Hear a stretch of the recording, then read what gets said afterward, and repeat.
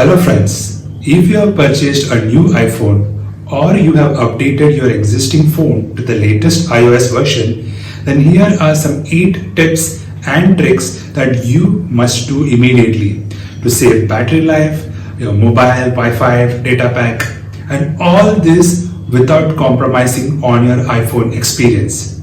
So without wasting any time, let's get right into the video. Have you come across a scenario where each time you try to install a new app from the App Store, it repeatedly asks you for your Apple ID password?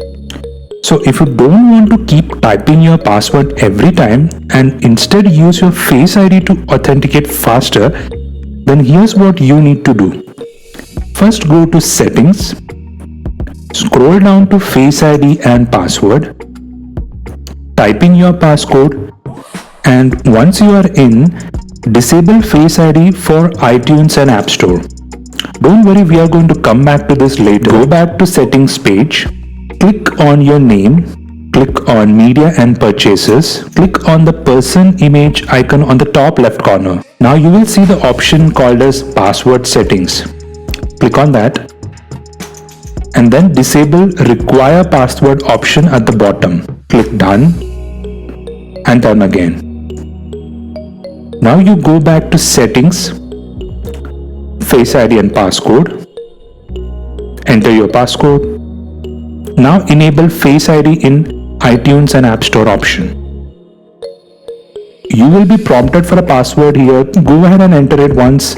And now if you go and try to download an app, it will no longer prompt for your password and instead use your Face ID to automatically authenticate and install new apps.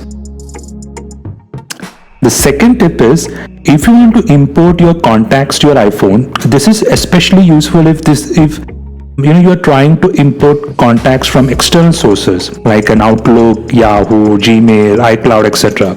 So for that, go to Settings, go down to Contacts, click Accounts, click on Add Account.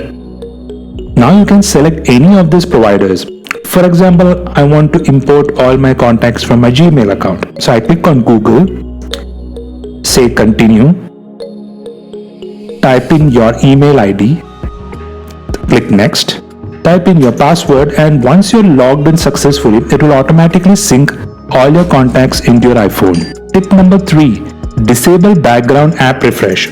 So background app refresh means your iPhone is continuously refreshing all your apps in the background even when you're not using it. And that takes a huge toll on your battery life. So what you need to do is essentially disable them all for most of these apps and only let those that you want real-time updates. So to do that, go to Settings, General, click on Background App Refresh. Now you don't want to turn them off completely. So what you need to do is select the ones for which you really need immediate updates. For example, WhatsApp. And for the rest, keep it as disabled. Don't worry, they will get refreshed as soon as you manually open the app. So this thing saves a ton of battery life. Tip number 4, location services. Go to Settings, scroll down to Privacy, then Location Services. Now, you don't want all your apps to know your precise location for both privacy and battery saving reasons. So go into each app and select the appropriate options based on your judgment. Now, what I have done is I completely switched off location for those I know do not need to know my location. Other apps such as Google Maps or Uber, I set it to track only when I'm using the app. Now, thumb rule is switch off precise locations as much as possible. This is for privacy. Tip number 5, another privacy related tip. Go to Privacy, Location Services, scroll to the very bottom. You will find something called as System Services. Now here you may find it all enabled. They consume battery by using the iPhone's GPS to track your location. You don't really need all of them. You can switch off Apple Pay Merchant if you're not using Apple Pay to make payments. You can keep Compass calibration enabled if you're using Maps or the Compass app. Turn off device management, but keep the emergency calls and SOS on. You can turn off Find My iPhone if you don't use it, else keep it on.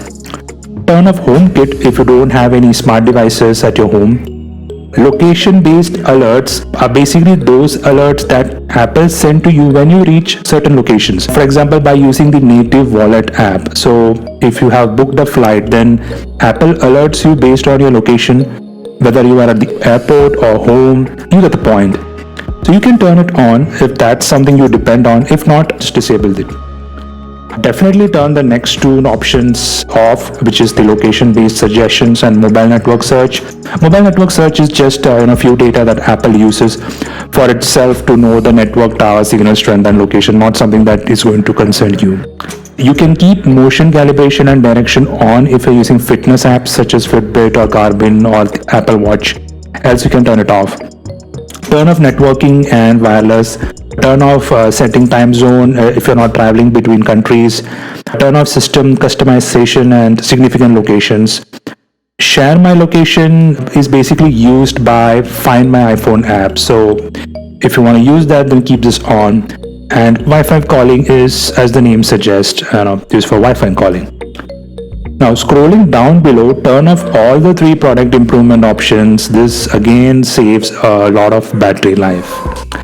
Tip number 6, go to settings, privacy, scroll down to analytics and improvements, turn them all off. It's vital to both your privacy and battery life. Tip number 7, now if you have set up your mails within the mail app, then go to settings, mail, accounts.